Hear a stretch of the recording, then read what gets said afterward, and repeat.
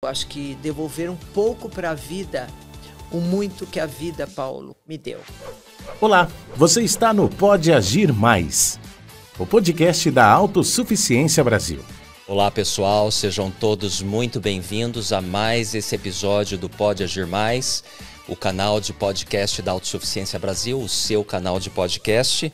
Eu sou Paulo de Araújo, lembrando que nós estamos lá no canal do YouTube da Autossuficiência Brasil e também nas principais plataformas de podcast do Brasil. Aqui nós falamos sobre carreira profissional, sobre empreendedorismo, educação, saúde emocional, finanças e muitos outros assuntos legais para que você seja inspirado e haja cada vez mais na sua vida. Nós acreditamos no desenvolvimento pessoal e esperamos que esse e outros episódios te ajudem no seu progresso pessoal. Hoje, para me ajudar aqui, eu tenho comigo a Milena Schellenberg. Tudo bem, Milena? Tudo bem, Paulo. Seja bem-vinda. Obrigada. Você está animada para esse episódio de hoje, Paulo, Milena? vai ser muito especial, estou animada. Esse episódio vai ser pra lá de especial. Nós temos aqui uma super convidada. Antes de falar da nossa super convidada, eu vou falar o que nós vamos falar, qual que é o tópico aqui da nossa conversa principal de hoje, Milena, que é o empreendedorismo social. Eu acho que nós estamos aqui com camisas, né, dos serviços humanitários da Igreja de Jesus Cristo dos Santos dos Últimos Dias. Os projetos humanitários são muito importantes para a igreja. Só aqui no Brasil, a igreja realiza por volta de 100 projetos todos os anos. E no mundo todo, em 195 países, mais de 4.000 projetos por ano. Então esse é um assunto que é bastante importante para a igreja. E nós estamos aqui para falar então sobre o empreendedorismo social, que faz a diferença, especialmente nas comunidades mais pobres. E é meu prazer, minha alegria dar as boas-vindas aqui entre nós, a Alcione Albanese. Alcione, seja muito bem-vinda. Oi, Paulo, eu que estou muito feliz de estar aqui com vocês. Nós estamos muito felizes. A Alcione é uma amiga querida, é uma referência de empreendimento social no Brasil. É uma mulher extraordinária, uma das mais extraordinárias que Ele vocês é generoso, vão ver. viu? Muito obrigado. Vocês vão ver que eu estou certo ouvindo a história da Alcione hoje. Eu gostaria então de apresentar para vocês a Alcione. Ela é empresária e fundou uma companhia líder no mercado nacional de lâmpadas. Em 1993, portanto, 30 anos atrás, ela deu início aos Amigos do Bem. Então, é essa a organização que a Alcione está representando aqui hoje, que hoje é uma das maiores instituições sociais do país, atendendo regularmente, Milena, muita gente, mais de 150 mil pessoas. Sabe onde? No Nordeste. Lá, na verdade, no sertão do Nordeste do Brasil, né? Uma região pouco conhecida pelos brasileiros, e a Alcione vai falar mais para a gente sobre isso. Uma das regiões mais carentes, com projetos que ela realiza junto aos Amigos do Bem que transformam milhares de vidas. A Alcione também é criadora de um modelo de desenvolvimento social sustentável que gera trabalho e renda para milhares de pessoas e educação para mais de 10 mil crianças e jovens do sertão. Esse vai ser um dos pontos altos da nossa conversa aqui hoje, que a gente vai falar sobre como a educação está transformando a vida das pessoas lá no sertão do Nordeste. A Alcione também lidera o maior grupo de voluntários ativos no país. Olha que legal isso, nós sabemos da importância dos voluntários para a igreja, nós usamos muito voluntário, né? E a Alcione vai falar sobre isso também. Ela acredita que a transformação é possível e que todos podem ser multiplicadores do bem. A Alcione é a primeira liderança com impacto, nomeada pelo Pacto Global da ONU Brasil, como representante do Objetivo de Desenvolvimento Sustentável, né? Erradicação da pobreza. Ela é também referência no empreendedorismo feminino e social do país, vencedora de diversos prêmios, como o Executivo de Valor, do Valor Econômico, sendo destaque em empreendedorismo social, empreendedora social da Folha de São Paulo, empreendedora do ano da Ernst & Young, projeto Generosidade da Editora Globo, e Melhores e Maiores da revista Exame na categoria empreendedor social, entre outros. Então, novamente, Alcione, é uma grande alegria ter você aqui. Você é uma querida amiga. Nós vamos contar como a nossa amizade começou. E eu gostaria de pedir para você, começando a falar da sua vida lá atrás. Qual que foi a sua maior influência? Uma vez eu ouvi você falando que a sua mãe foi uma grande influência e que é ainda até hoje, que te ensinou a fazer o bem. Conta pra gente isso. Então, Paulo, eu falo que o bem se ensina. E eu aprendi a fazer o bem com a minha mãe. Eu agradeço muito a Deus ter me dado esta mãe que desde cedo desenvolveu em mim e nos meus irmãos a solidariedade. E sempre eu falo que a minha mãe é a minha maior inspiração.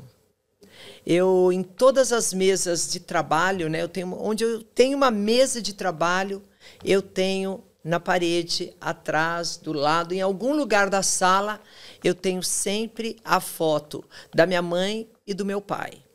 Que eu falo que na vida nós precisamos ter referências. E meus pais são as minhas referências, as minhas maiores referências. E minha mãe tem uma frase que ela diz, que eu acho que é o que conduziu a vida toda, a nossa vida, né, durante toda a nossa vida, é essa frase. A viver não é um simples espaço entre o nascer e o morrer. É dinamizar a vida com atos de fraternidade.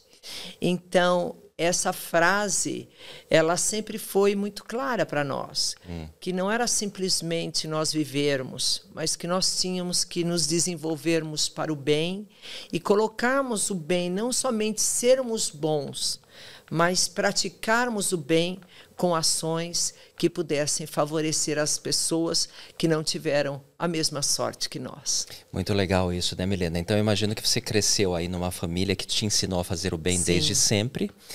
Como que você se tornou uma das maiores empresárias, líderes aí no setor de fabricação de lâmpadas. Como é que foi essa sua história profissional? Então, eu falo que eu já nasci, sabe, Paulo? Eu já nasci meio diferente, eu nem sei. A gente não entende muito, né, Milena? Mas eu nasci meio diferente.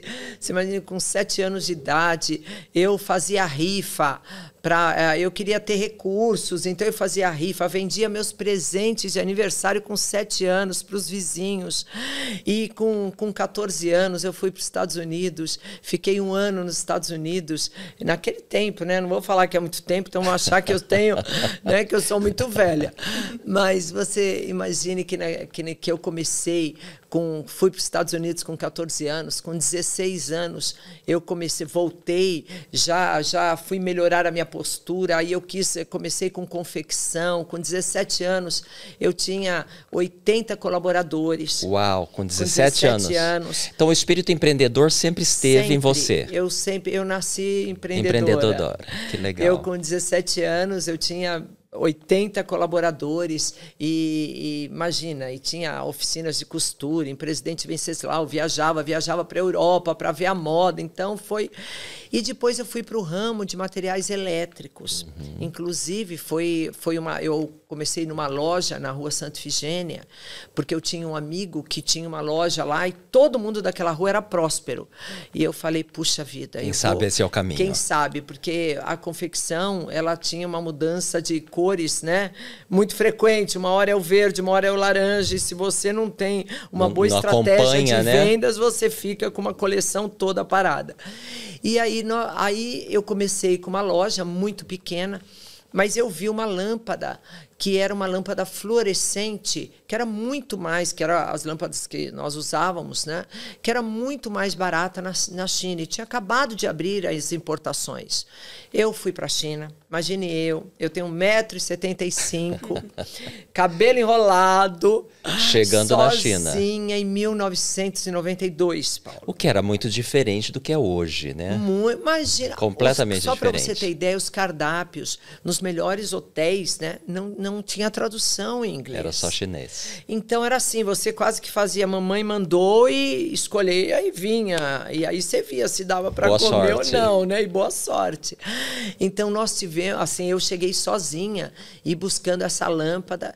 E eu tive a sorte, né? Que eu falo que eu sempre tive muito Deus na minha vida, e tem coisas que a gente sabe que foi aí uma bênção divina de eu ter. A mão de Deus te guiando. A mão de Deus, que eu vi a lâmpada, aquela lâmpada econômica, que foi a que substituiu as lâmpadas incandescentes. Eu fui a primeira a trazer essas lâmpadas para o Brasil. Eu, quando olhei a lâmpada, eu fui querendo para comprar uma lâmpada fluorescente, normal, e eu acabei encontrando esta outra lâmpada. E aí, quando eu vi essa lâmpada, eu falei, esta lâmpada vai ser a lâmpada do futuro. Vai estourar. E foi a primeira lâmpada a chegar no Brasil. Eu acabei, eram só multinacionais que tinham, né? Era Osram, Philips, GE e Sylvania. Aí eu comecei com uma marca que nunca ninguém conhecia. Quando as grandes multinacionais foram ver, eu já era grande. Eu já tinha uma parte do mercado. Eu já tinha uma parte do mercado, Paulo. E assim, entre idas e vindas para a China, você vê, eu viajei 71 vezes para a China. Uau!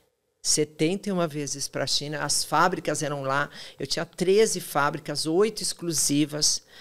Nossa, da FLC, e depois eu tinha filiais em todo o Brasil, e num crescimento muito grande. Isso em, o quê? Menos de 10 anos? Sim, menos de 10 anos. Eu comecei com 25, né, anos a empresa, e você vê, em 2014 nós éramos já líderes, gigantes, com quase 40% de market share. Impressionante essa história. E antes da gente começar a entrar na história do Amigos do Bem, ainda nessa parte sobre empreendedorismo, a gente conversa bastante aqui, Milena, com outros convidados sobre a importância do empreendedorismo, das pessoas desenvolverem esse espírito empreendedor, que muitas vezes é o caminho para sair da pobreza, né? É.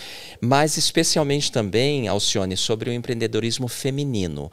Quais são os conselhos que você daria para as mulheres que querem empreender? Porque é tão importante, né? E muitas às vezes não tem um recurso para começar algo grande. O que você diria para elas? Olha, a primeira coisa é não desistir, né? Nós, com certeza, todos, né, Milena, nós, mulheres, nós sabemos que nós vamos ter vários obstáculos e nós vamos ter muitos desafios. O importante é você não desistir. Ter uma autoconfiança e uma força interior para que você não desista. Porque é o primeiro ponto. Depois, estudar, eu falo que a mulher ela tem que dar muito mais braçadas para chegar onde os homens chegariam com menos. Nós. Então, assim, tudo que nós formos fazer, nós temos que lutar muito para sermos muito bons naquilo que formos fazer. Então, eu sempre tive... imagina, eu errei muito. Imagina. Isso é importante, né? Identificar e aprender muito, com os erros. Identificar e aprender. Eu errei muito. Imagina, mesmo na época da confecção, eu comecei sem conhecimento, sem dinheiro. Então, a gente tinha que ficar economizando. Aí eu achava que... Até eu errava tudo. Eu errava na compra do tecido, na qualidade que eu comprava. Eu cheguei a pôr a mão na cabeça e falar, meu Deus do céu, perdi tudo. E eu, em muitas fases da minha vida, fui perdendo tudo que eu tinha. Mas não desistiu. Mas eu não perdia a minha força e a minha autoconfiança. Eu vou levantar e vou seguir. Vai chegar o dia que eu vou acertar. Só para você ter ideia, a minha primeira viagem para a China, todo mundo falava para mim, o que você vai fazer na China? Alcione, sossega. E eu, imagina, eu não consigo, uma inquietude que eu nasci com ela. Eu não parava. Quando eu cheguei na China, eu brincava com todo mundo, eu vou fazer um negócio da China, né? Que tinha. Sim, Quando eu cheguei lá, eu não conhecia nada, eu não conseguia nem informações dessa lâmpada que eu queria comprar. E eu comprei 333 mil lâmpadas. Foram 10 containers de lâmpadas. Sua primeira compra? A minha primeira compra. Eu peguei todos os recursos que eu tinha e fui. E sabe o que aconteceu? Nenhuma funcionou. Nossa. Eu fiquei em Glória 5 meses, até as lâmpadas chegarem. Vocês não têm ideia. O preço que eu consegui. Mas é Vai revolucionar 20 o vezes mercado. mais barato do que as lâmpadas no Brasil. Vocês vão ver o que eu trouxe, as lâmpadas. Quando chegaram no Brasil, Não funcionaram. não funcionavam. Naquela hora, Paulo, foi a primeira decisão que eu tive que tomar. Ou eu ficava com a derrota e ia me sentir até hoje uma pessoa frustrada. Ou eu voltava lá, já com experiência.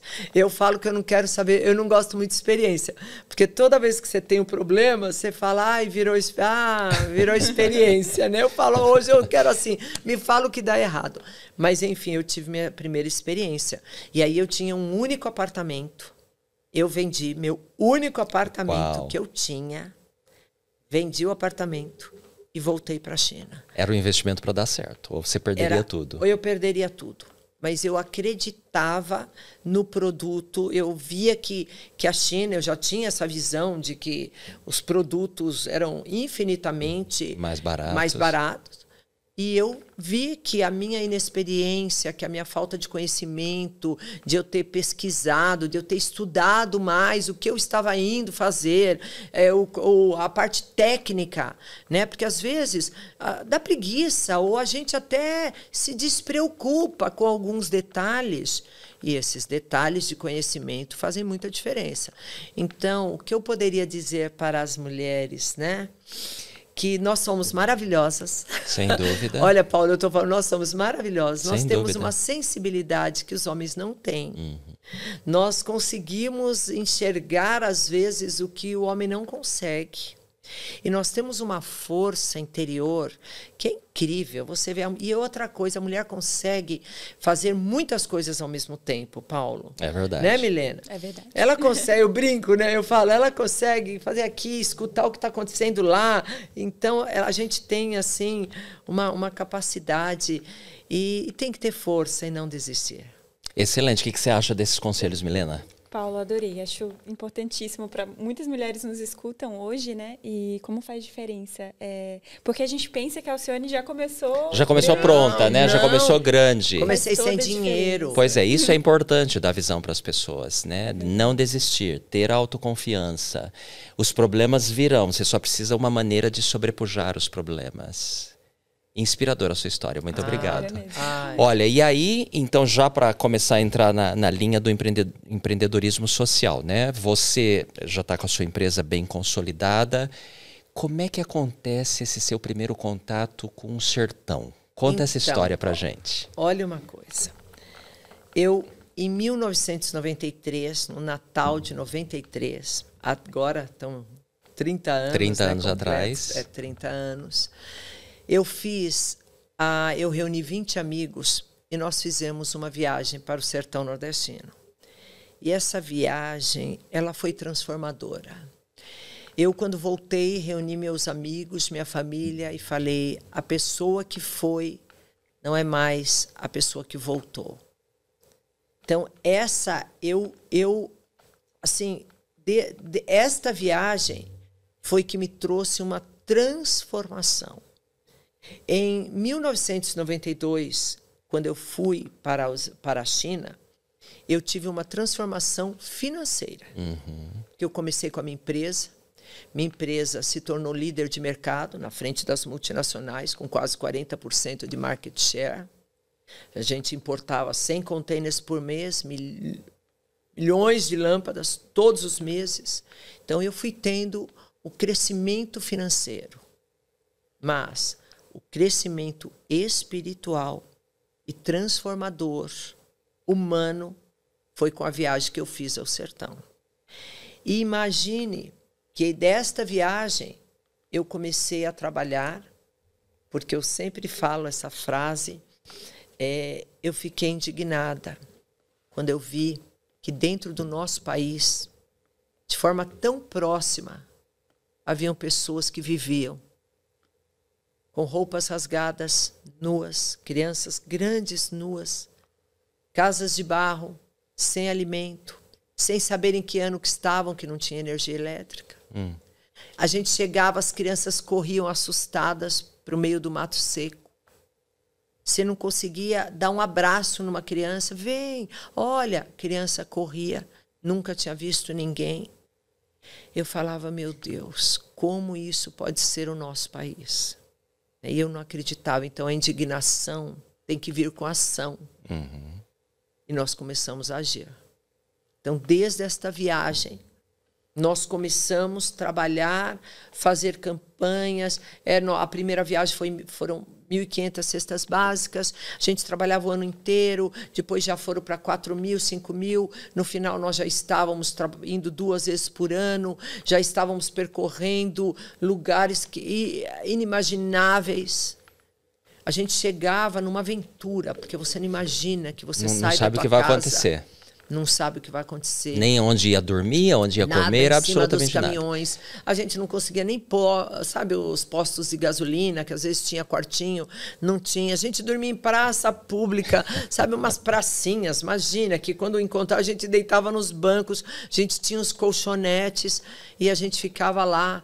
Então, assim, Paulo, a gente foi mapeando os lugares mais carentes do sertão. É isso que eu queria que você explicasse para o nosso público, porque muita gente, quando a gente fala sertão, não entende exatamente o que é, aonde é. Porque esse, na verdade, e eu estive lá com você, agradeço muito a oportunidade, de fato foi transformadora para mim também, e fico muito tocado em saber que essa experiência mudou a sua vida e vida de muitas outras pessoas, né, de milhares de pessoas. E os brasileiros, de modo geral, desconhecem esse Brasil dentro do Brasil. Sim. Então, descreve um pouco o que é o sertão do Nordeste, para que as pessoas entendam. Sertão, primeiro, é onde está o maior foco, Nordeste, né? Norte e Nordeste, onde está o maior foco de pobreza do nosso país. 60% das pessoas estão lá. Você imagine que 30 milhões de pessoas só no Nordeste passam fome. É como se você imaginasse um país como Suécia, Suíça e Portugal juntos com fome. Todos passando fome. O sertão, porque o sertão, ele é o semiárido mais populoso do mundo. Olha isso, o mais populoso do mundo. É muita gente que mora lá no sertão. Foi o refúgio dos afrodescendentes. Sim. Foram os índios também, que foram fugiram, né? Escaparam e aonde se escondiam para sobreviver? Lá. Tanto é que os locais que nós estamos, os nomes são Inajá, Catimbau, todos nomes indígenas. Depois são Cabelo Duro, todos os nomes que eram, né, pelas pessoas, pelos povos que lá estavam. Então, e foram nascendo e morrendo, nascendo e morrendo, e foram se criando esses povoados distantes das cidades, sem recurso nenhum. A mortalidade... desculpa, Paulo. Olha, só para você ter ideia, né? Agora, há pouco tempo, mas alguns meses, eu encontrei um dos amigos atendidos, o Cícero, no sertão, e eu falei... Cícero, eu estava no povoado, né, até numa igrejinha lá, e eu falei, Cícero, quem daqui que tinha tanta gente, quem são sua família aqui? Ele olhou para mim e falou, Alcione, você acredita? Eu sou filho único de 18 irmãos. Eu sou o único que sobreviveu. Meus 17 irmãos e minha mãe faleceu. Sou só eu. Ele tem 45 anos. Uau, então, nós novo, não estamos falando, olha bem, não é que nós estamos contando uma história de alguém com 100 anos, que teve os irmãos, na época, 45 anos. Ele é o único sobrevivente. De 18 irmãos, é o único. Então nós estamos falando aí de uma região enorme que abarca vários estados, interior de vários estados. Vocês Alagoas, estão, Ceará e Pernambuco.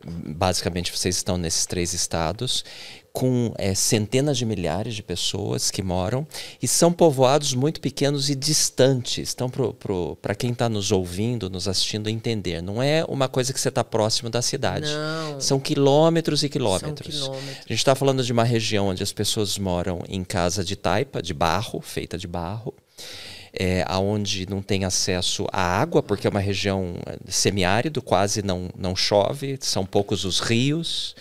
É uma região de extrema necessidade. E como a Alcione colocou, muita gente vive, inclusive, abaixo da linha de pobreza. Abaixo da linha da pobreza. Olha, só para você ter ideia do nosso IDH, se você pega uma... E esse é o problema do nosso país. É uma desigualdade dentro do próprio país. Eu vou dar um exemplo. Alphaville, o IDH é 0,98.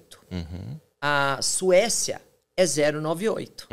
Ó, Alphaville, Suécia. Aí você pega onde nós estamos, Manari e Inajá, é 0,48. Etiópia, metade. 0,48. Então, nós estamos...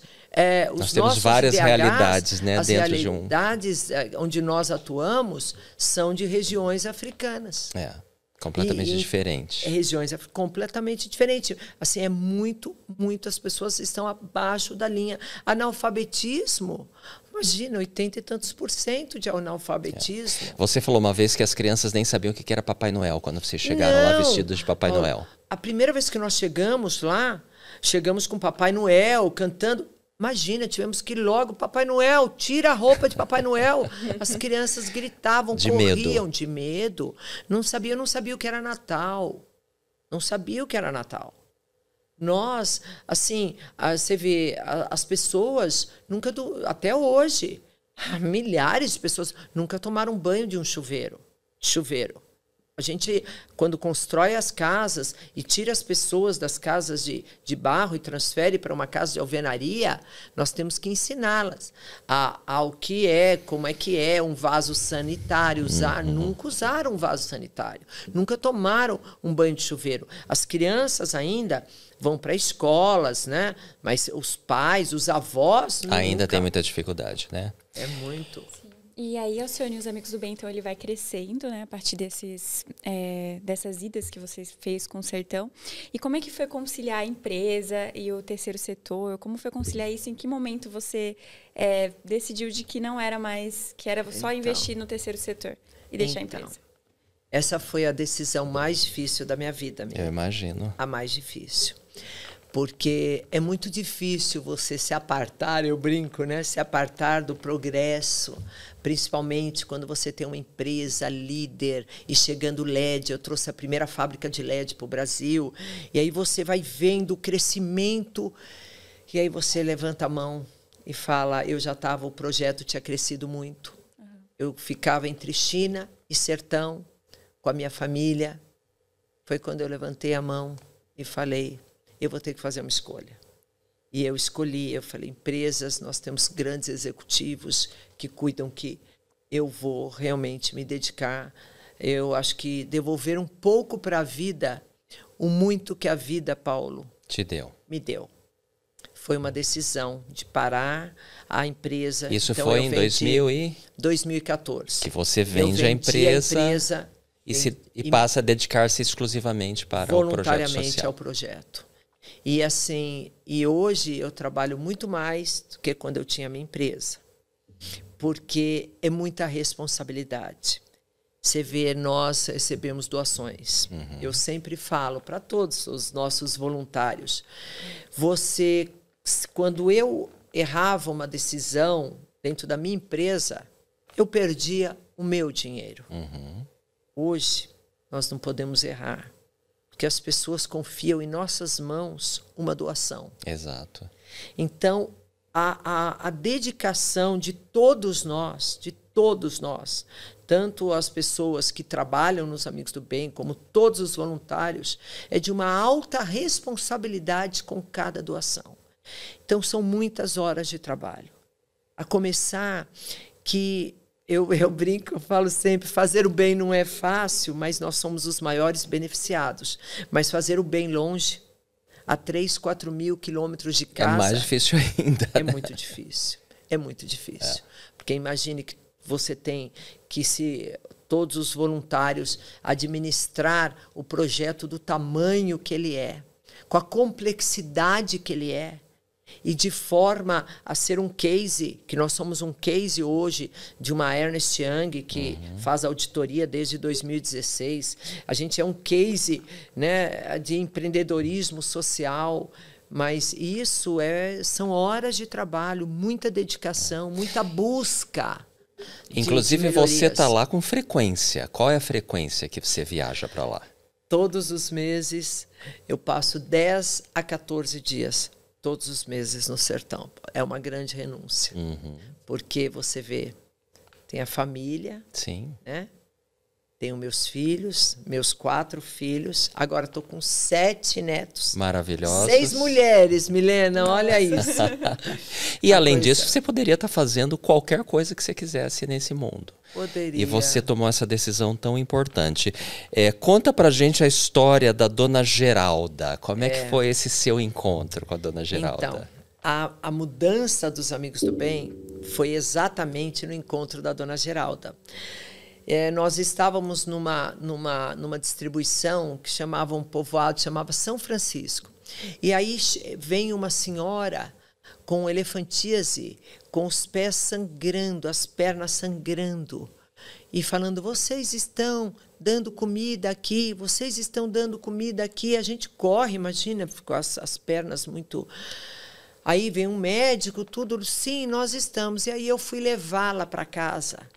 E eu fui na boleia do caminhão com ela, e ela foi no percurso, ela tinha andado 6 quilômetros para ir buscar comida para os filhos. E ela foi me dando a receita da fome. Ela ia falando ao senhor, ela não sabia meu nome, né? Ela ia falando, olha, dona, a gente põe muita água e pouquinho feijão, e a gente vai dando caldinho. E a gente dá bem pouquinho feijão, por quê? Para poder todo mundo comer. E eu tenho problemas, tenho magrinha, assim, né? Era bem... Porque eu sou a última a comer, porque eu quero que meus filhos tenham vida longa, mas eu sei que eu não vou ter pela fome, que é a vida toda. E ela foi me falando. Quando eu cheguei com ela, na casa dela, vieram um rebanho. Mas era assim, umas 8 crianças, todas pequenininhas assim, mãinha, trouxe comida, mãinha, trouxe comida. E eu assistindo aquilo, e ela lá chegando com a cesta básica. Trouxe, meus filhos, e aí as crianças em volta, os pequenininhos pulando. Olha, quando eu cheguei em casa, isso foi em 2001, quando eu cheguei em casa, eu reuni meus amigos, falei, vem aqui, nós vamos mudar isso. Nós não vamos fazer só campanhas e atendemos nas necessidades, né, que a gente vem atendendo, cadeiras de rodas, básicas, as básicas. Né? Nós vamos mudar isso. E aí foi a mudança, foi o marco.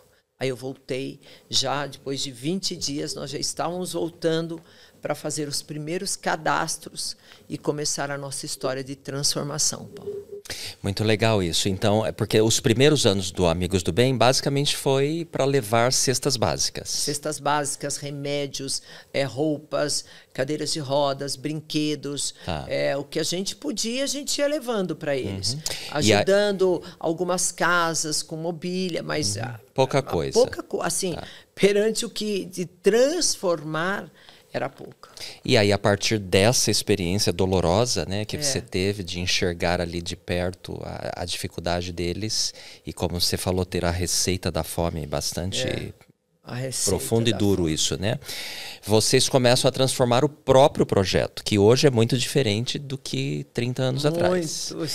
Aí você vai mais com o propósito realmente de mexer na base, de transformar a vida das pessoas, não somente dando o alimento, a roupa, etc. e tal, mas transformando. Como é que acontece essa transformação até chegar nos centros de transformação que vocês têm lá hoje? A primeira coisa que nós começamos é onde nós podemos gerar educação e trabalho. Educação é a base. Todos analfabetos. Nós vamos ter que alfabetizá-los e temos que gerar trabalho. E temos que alfabetizá-los, gerar educação e gerar trabalho. Porque você tira uma pessoa da casa de barro, de taipa, né, que chamam, leva para uma casa de alvenaria. Se você não gerar trabalho, eles continuam na mesma situação, né?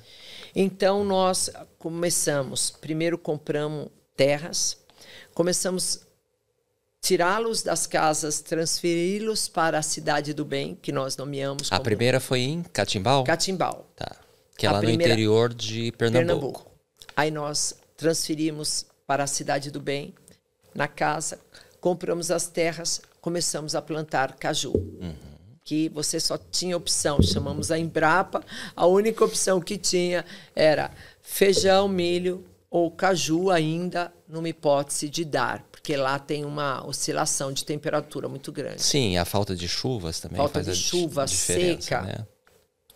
E a escola. Então, nós já começamos na Cidade do Bem com todas as crianças num espaço que era o centro educacional. E aí nós já começamos a trabalhar as crianças e começamos a mudar já as crianças. As crianças das Cidades do Bem, elas já começaram a se destacar em tudo. Já eram crianças que já aprendiam a ler, já falavam, já faziam apresentações. Aí, peraí, nós estamos fazendo um muro, estamos colocando um muro aqui. Nós não podemos. Nós temos que fazer o que as nossas crianças na Cidade do Bem estão recebendo, nós temos que levar isso para todos. Foi aonde nós construímos o Centro de Transformação. Conta pra gente o que é o Centro de Transformação. Centro de Transformação, nós temos 25 atividades. Tudo que você possa imaginar. Tudo. Até inglês,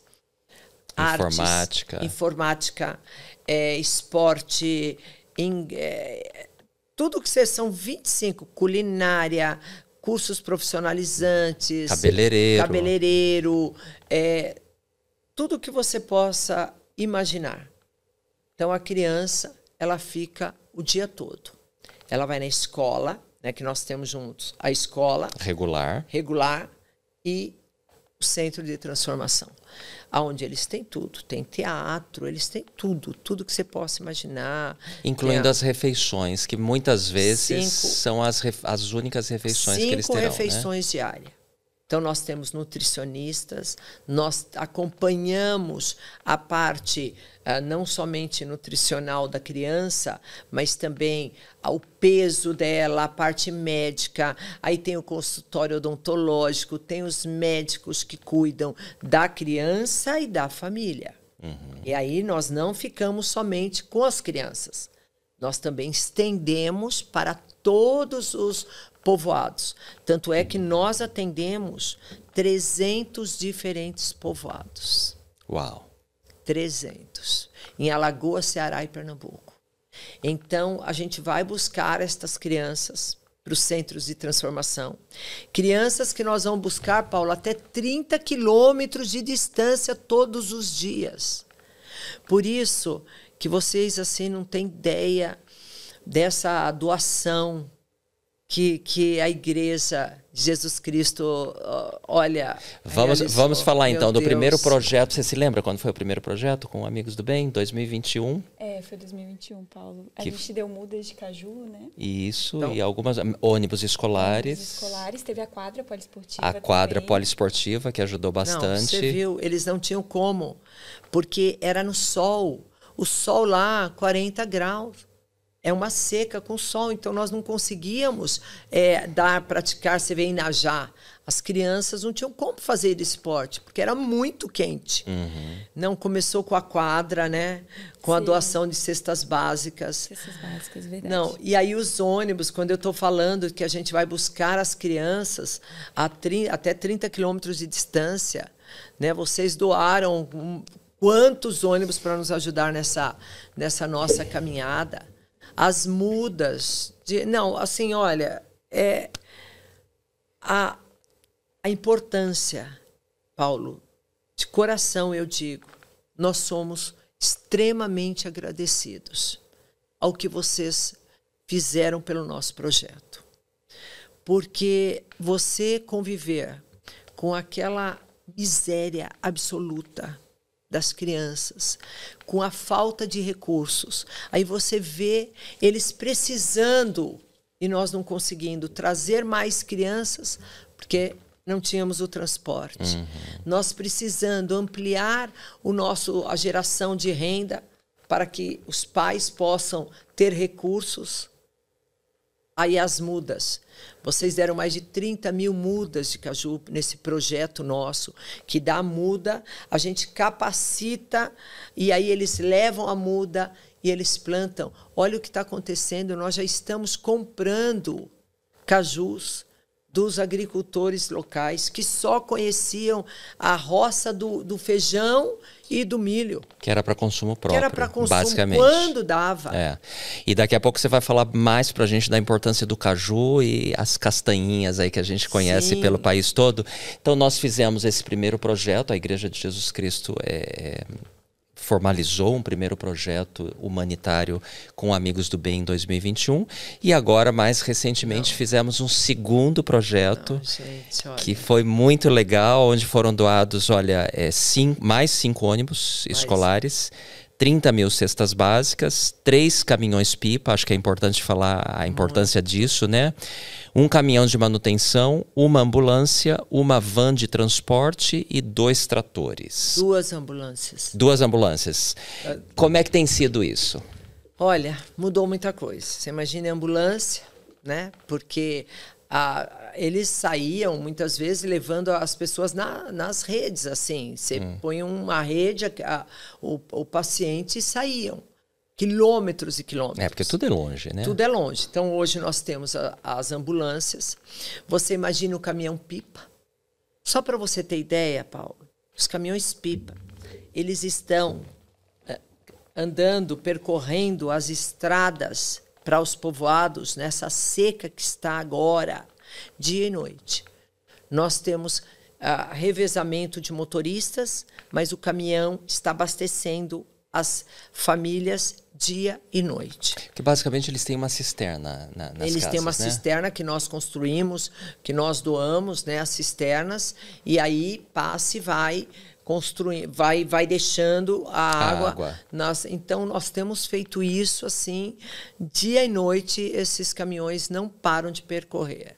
E a ajuda do caminhão, que nos ajuda nas distribuições de alimentos também, que é uma dificuldade para nós, né? Então a gente vai vendo tudo que vocês foram assim nos ajudando com as cestas básicas, porque você vê, nós tivemos uma queda muito grande desde a pandemia, porque antes a gente ia para os mercados e arrecadávamos muitas toneladas, era tipo 200, 250 toneladas de alimentos com os voluntários. E depois da pandemia, mudou a forma as pessoas compram pelo aplicativo. Online, Caiu para 80 e nós sem alimentos para levar para as pessoas.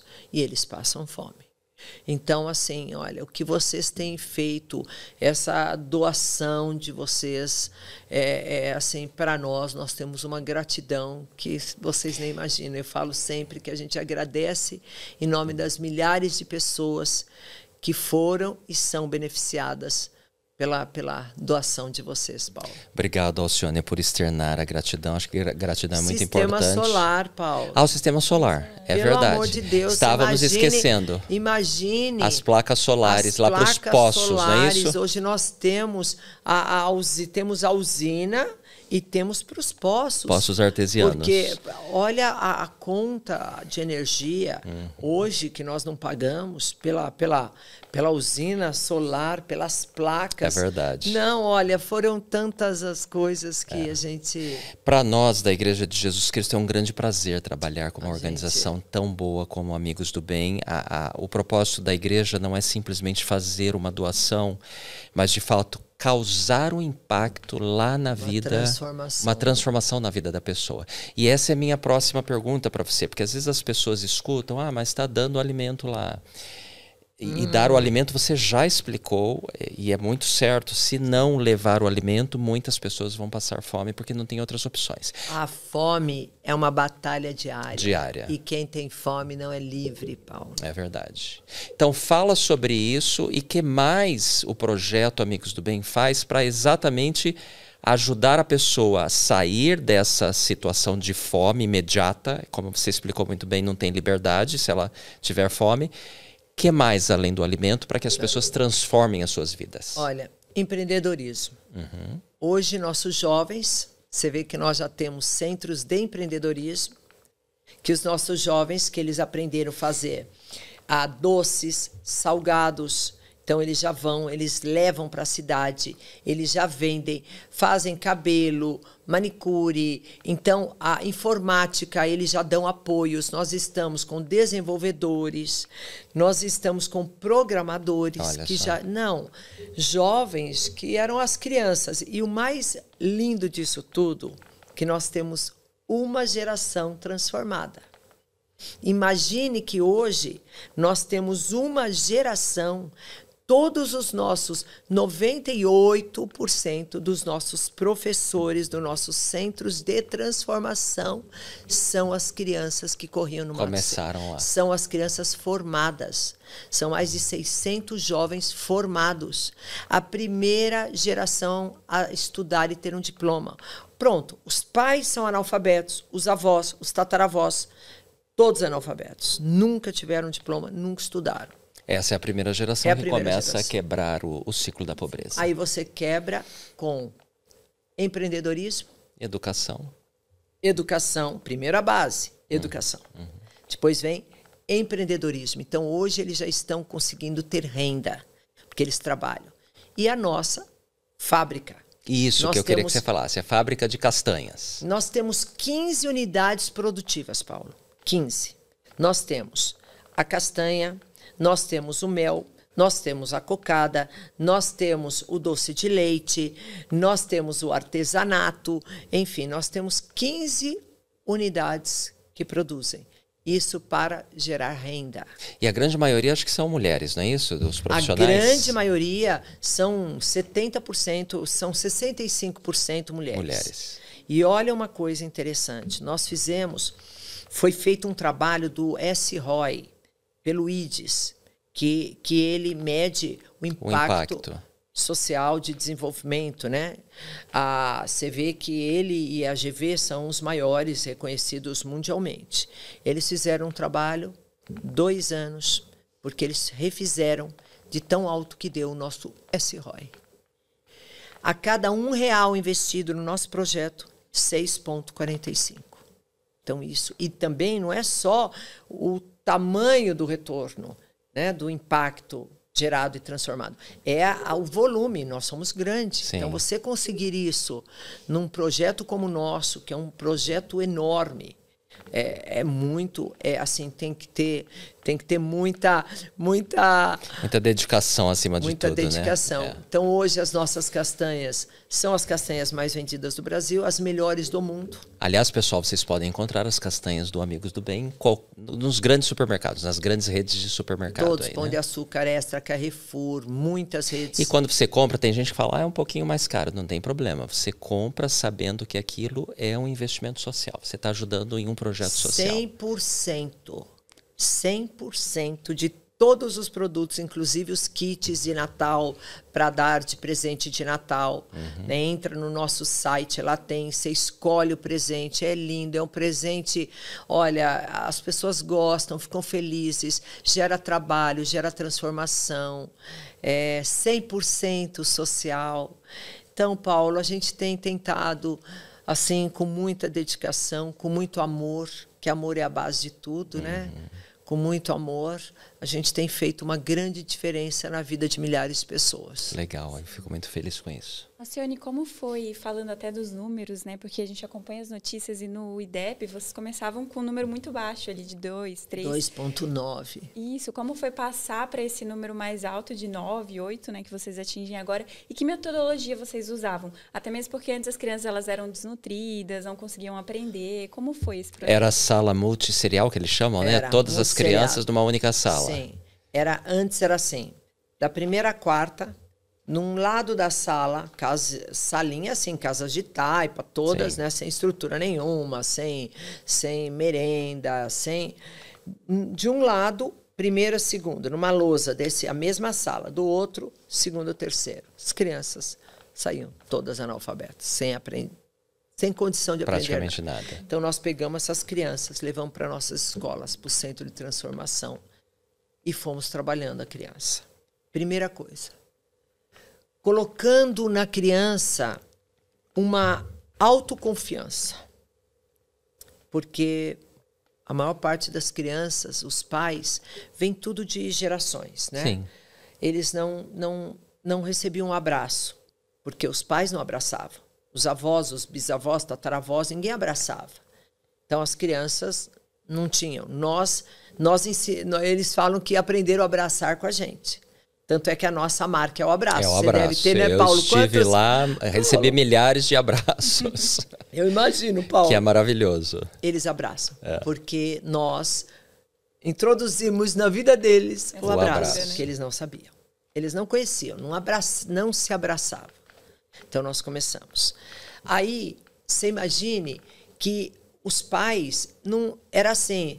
Esse já quando você chegava numa casa, falava, aquele lá é mais sabidinho, mas esse daqui é cabeça fraca. A cabeça é fraca, esse não é bom, não. Cabeça fraca. Então, era assim. Era o jeito que eles foram criados. Um que nasce mais sabidinho é o sabidinho, o outro é a cabeça fraca. Então, não, eles não dão para estudo, não. Não dão para estudo, não. Quer dizer, uma criança dessa jamais visualizaria um futuro diferente daquele. Então, nós tivemos, Paulo, que começar a levar para eles a autoconfiança. Eu colocando, você pode, você é inteligente, você é capaz, nós confiamos em você. Meu Deus! Então, nós conseguimos, primeiro, estimulando-os a confiar neles e a olhar para eles como alguém que consegue. Primeiro ponto. Aí depois você começa a ensinar português, matemática e outras. Depois. Mas antes é dar a motivação. Educação afirmativa. E junto com a nossa metodologia, junto com todo o conteúdo, a gente tem a base da motivação. Então, a gente mexe muito com a criança, com a motivação, a vontade, algo assim muito positivo para ela querer estudar. E o nosso conteúdo. E a gente tem muita dedicação. E nós olhamos individualmente para cada criança. Cada criança tem uma história. Uns, o pai morreu, outro tem problema de alcoolismo, o outro não tiveram discussões. Então, você tem que entender a história de cada criança. Por isso que a gente faz visita nas casas, entendemos a criança e a gente trabalha de acordo com a história dessa criança. O que ela precisa se libertar de dor para que ponha alegria e produza, né? E produza. E tem alguma história em especial que você gosta, Alcione, dessas crianças que hoje já são adultas, que toca você? Olha, na verdade, não tem uma. Tem muitas, né? Tem muitas. Quando você vê nossos jovens hoje, a autoconfiança deles, a alegria deles, Milena. Se você vê assim a gratidão que eles têm por ter quebrado um ciclo de miséria, de uma história recorrente, e eles hoje poderem sonhar. Então, a Sara, né? Quando a gente vê a Sara, que você conheceu, a Sara, que a Sara fala, minha avó falava para mim, eu não sonhava, porque como é que você pode sonhar com fome? Como é que você pode? Minha avó falava, estuda, Sara, para ser alguma coisa. Só que eu olhava do lado, era só mato seco. Eu ia para a escola com fome, não tinha comida, não conseguia estudar. Então, não tinha como sonhar. E hoje eles podem sonhar. Olha, nós estamos com jovens, temos jovens formados, advogados. Pronto. Os nossos jurídicos locais são nossas crianças que se formaram em direito. Você tem que ver. Eles cuidam de toda a parte burocrática, de contratos. É maravilhoso. Nós estamos hoje, toda a parte de logística, formado, são todos nossos jovens. Muito legal isso. Olha, a sua pergunta, Milena, as pessoas precisam entender a profundidade dessa questão, né? Porque o IDEB é o indicador principal do desenvolvimento da educação básica no Brasil. E a média, talvez no Brasil, está o quê? 6 ponto alguma coisa? 6 ponto. Das escolas públicas, etc.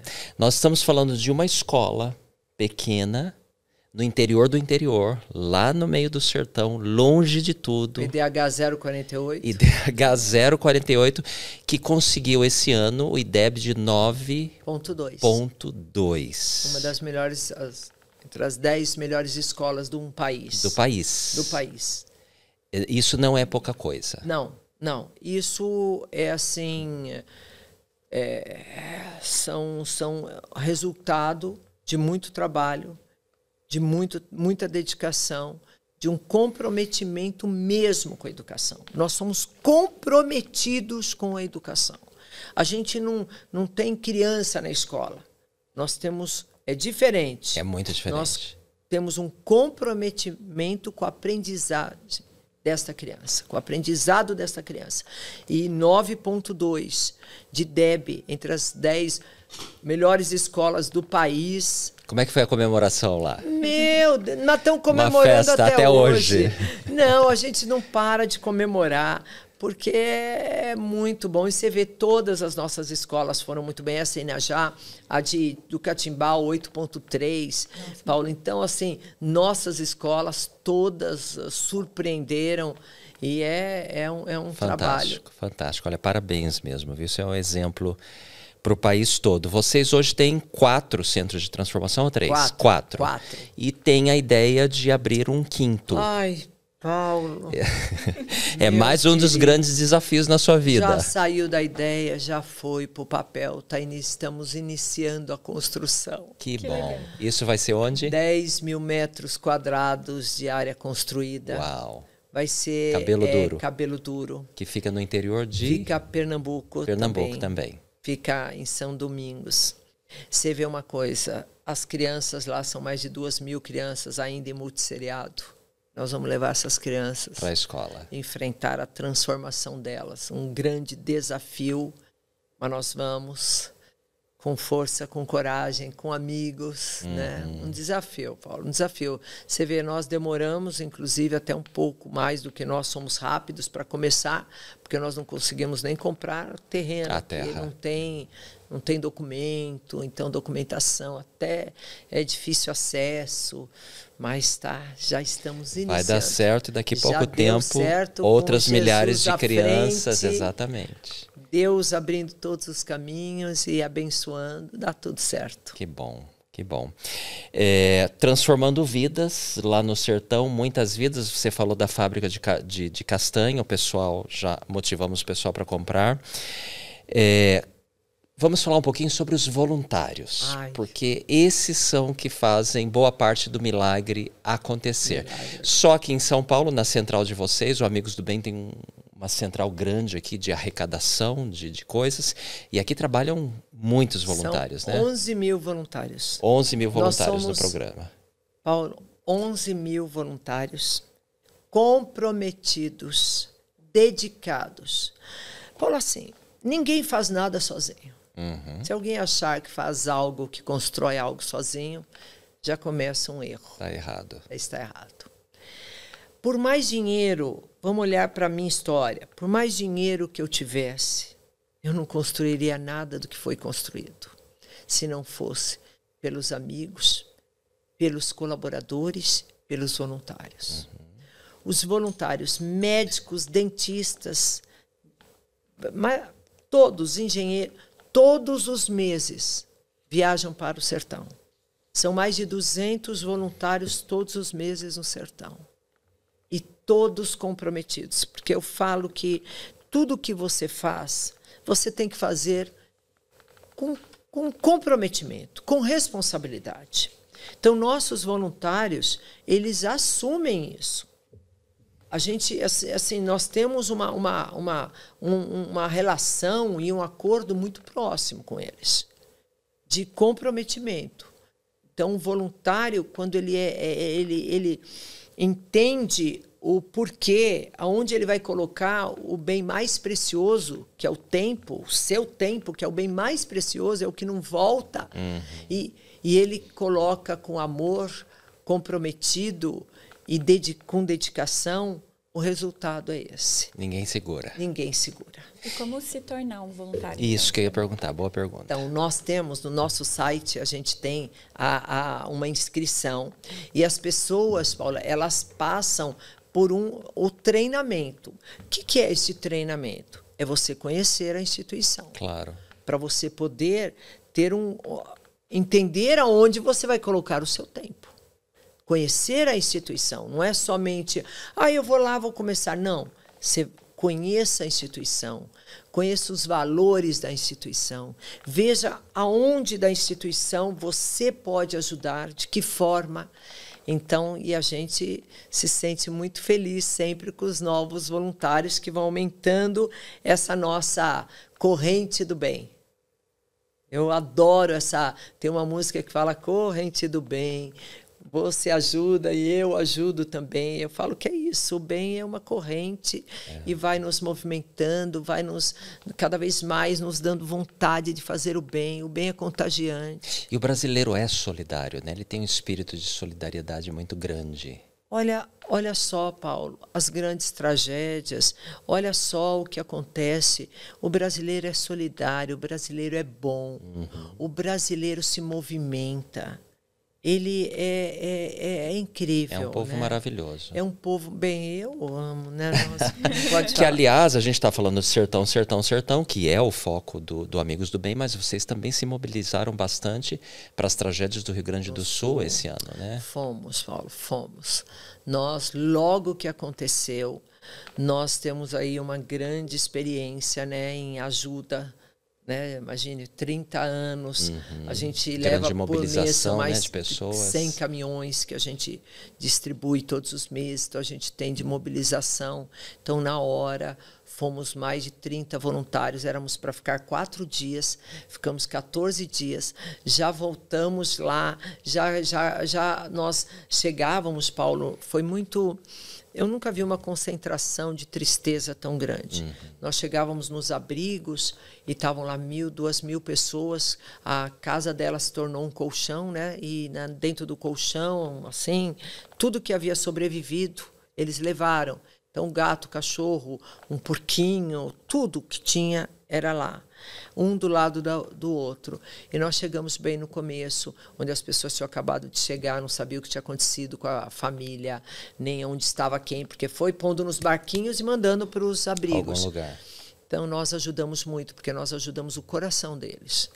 Nós, fora que entregamos mais de 20 carretas, mas nós chegávamos com caixa de som, com violão, cantávamos, falávamos para eles de Deus, de esperança, de fé. Falava, agora vocês não podem perder a fé, que é esta fé que vai dar força para vocês. É saber que este momento é como diz, tem uma música que diz noites traiçoeiras, né? Foi uma noite, noites traiçoeiras, mas realmente vai passar. Então, nós ajudamos demais. Depois nós fomos, logo que eles voltaram para a casa deles, onde também nós sabíamos que o choque ia ser grande. A casa destruída, foi mais uma vez, nós lá, as pessoas chorando muito, e nós não somente ajudando, nós mobiliamos mais de 300 casas e estamos acompanhando, apesar do nosso trabalho ser focado no Nordeste, eu falo que o Brasil é um só. É verdade. E nós achamos que naquele momento nós poderíamos ajudá-los e acabamos ajudando muito. É verdade. A igreja também teve uma resposta bem significativa em relação ao Rio Grande do Sul e rápida. A Milena esteve lá, a Sônia esteve lá também. Foram várias doações bastante substanciais em solidariedade ao povo gaúcho. Vocês estão sempre ajudando. E nós precisamos, acho que esse é o compromisso da igreja, né? Seguir o que Cristo faria se ele estivesse aqui, que é levar o amor dele para as pessoas e algum tipo de ajuda, né? Então, os projetos humanitários e sociais da Fazer igreja... para os outros o que você gostaria que fizesse para você. Exatamente. Né? Então, amar uns aos outros. Isso, as pessoas que estão em necessidade, especialmente. Olha, tem sido uma conversa maravilhosa. O que você está achando, Milena? Tô adorando. Eu falei que ia ser um super episódio. A Alcione é uma pessoa muito especial, iluminada. Eu acho que a sua missão na vida você entendeu bem e Deus tem essa missão para você e você está cumprindo muito bem a sua missão. Paulo, a gente acredita muito no que a gente faz, né? E a gente faz com muito amor. E eu acredito, eu falo que nós todos estamos aqui na terra de passagem, né? E a gente sabe que nós estamos de passagem. Sim. E que nós não vamos ser lembrados pela nossa conta bancária, pelos milhões que deixarmos, mas pela bondade que espalharmos. É isso. É isso. Nós vamos, é o legado, né? Falo que herança você deixa para a família, legado você deixa para a sociedade como um todo, para a humanidade. humanidade. Falando em família, fala para a gente rapidinho o envolvimento da sua família no projeto. Não poderia esquecer de falar isso. Paulo, a nossa família é a nossa base, né? A nossa base. E eu vem dos meus pais, né, que me ensinaram a fazer o bem, estiveram sempre próximo, muito próximo da minha vida, de tudo que eu vim realizando com o ensinamento deles. E eu consegui passar isso para os meus filhos. Então, meus 4 filhos são super engajados, Paulo, super engajados. Eles viajam todos os meses, são meus melhores amigos do bem, voluntários. Então, eu me sinto feliz, muito feliz, porque muitas vezes você convence os de fora, mas não convence os de casa. Dentro, muito pelo contrário, os de casa, eles acabam ficando com, tipo, até um pouco de revolta pela ausência. Exato. Eles me apoiam. Eu falo, ai, meus filhos, estou com saudade. Eles falam, mãe, faz o que você tem que fazer, nós estamos bem. Eu sempre falo com a família, quando quando eu viajo, não esqueçam, uns cuidam dos outros. Então, eu falo, não se esqueçam disso. Família, uns cuidam dos outros, né? Então, vão se cuidando e eles vão me ajudando. Todos engajados, inclusive a próxima geração, também, seu marido e a próxima geração, que você falou que a sua neta mais velha já esteve lá no projeto. Minha neta de 6 anos, ela já foi 2 vezes. A pequenininha também foi com 2 anos, agora já vai de novo, agora em dezembro, janeiro, todos os meus netos vão ficar fazendo trabalho voluntário lá. Mas a Isadora, de 6 anos, ela vai todas as quartas-feiras para a Central do Bem. Ela fica 4 horas, ela tem um crachazinho dela, as horas do bem, que tem um controle de horas do bem, quando ela chega, passa e computa as horas do bem, e ela vai toda bonitinha lá, e ela, quando falta, ela se justifica, porque tem que ter o comprometimento. É isso aí, desde cedo. E para a gente terminar, fala para a gente da sua experiência em ser reconhecida e ganhar um prêmio da ONU. Como é que foi isso? Então, na verdade, eu sou a representante da ONU, da ODS 1, a erradicação da pobreza só podia ser no Brasil, e a gente tem estado muito próximo do Pacto Global, que tem feito aí uma grande diferença também da sua atuação no Brasil, né? Eu falo, Paulo, que a gente recebe alguns prêmios, mas o maior prêmio, o maior dos prêmios, o prêmio pelo qual eu acordo todos os dias, é de olhar nos olhinhos brilhantes das crianças e poder ver um futuro. Esse, para mim, é o maior prêmio. Esse, para mim, é o que me faz todos os dias levantar. A gente se sente, muitas vezes, fisicamente cansada, porque as horas de trabalho são muito grandes, né? Muitas horas de trabalho, diárias. Mas o corpo fica cansado. O coração sempre agradecendo a Deus pela oportunidade que Ele me deu de poder estar fazendo bem, realizando, junto com meus amigos do bem, junto com meus colaboradores e junto com a generosidade, né, de muitos como vocês. Eu agradeço muito as pessoas que nos ajudam nessa estrada. Muito obrigado, Alcione. Tem sido um prazer, não é, Milena? Uma alegria, uma inspiração. Pessoal, se vocês quiserem conhecer mais sobre Amigos do Bem, lá no site amigosdobem.org.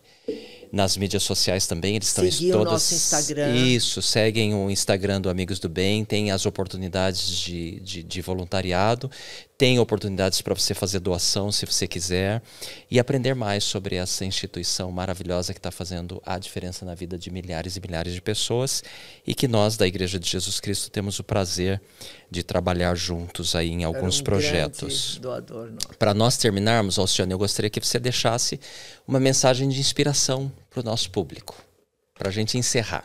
Olha, primeiro, colocar amor em tudo que se faz. Confiar e saber que todo ser humano tem um potencial infinito de bondade dentro de si. E todos nós temos muito amor.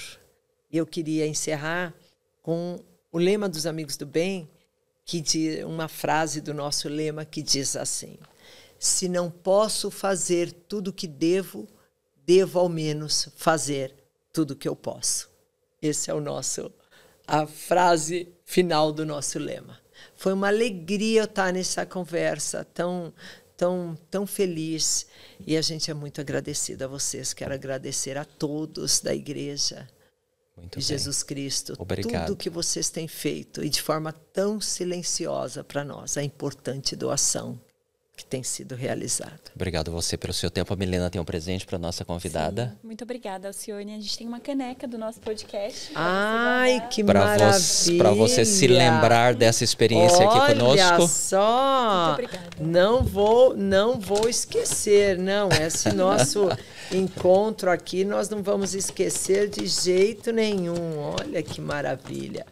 Opa, aqui. Aí. Como essa que está aqui.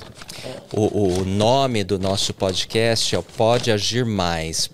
Nosso propósito aqui é inspirar as pessoas a agirem. E nada melhor do que uma oportunidade de trabalho voluntário para agir na vida, não é? Obrigada. Às vezes, quando a gente vê a dificuldade das outras pessoas, os nossos próprios fardos, eles se tornam mais leves. Muito mais leves. Você sabe, Paulo, eu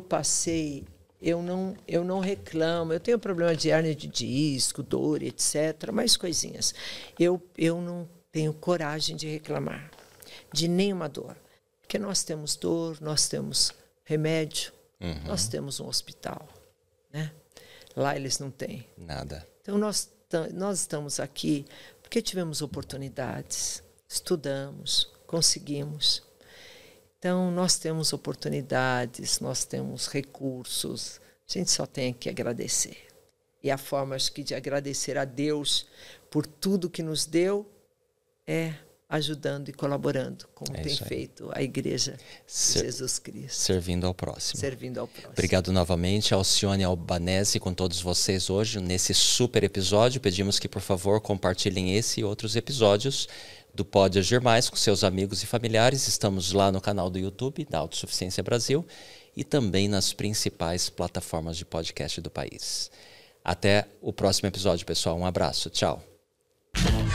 Nos vemos no próximo episódio do Pode Agir Mais. Todos os episódios do Pode Agir Mais estão disponíveis em vídeo no canal do YouTube da Autossuficiência Brasil e em áudio nas principais plataformas de podcast do Brasil.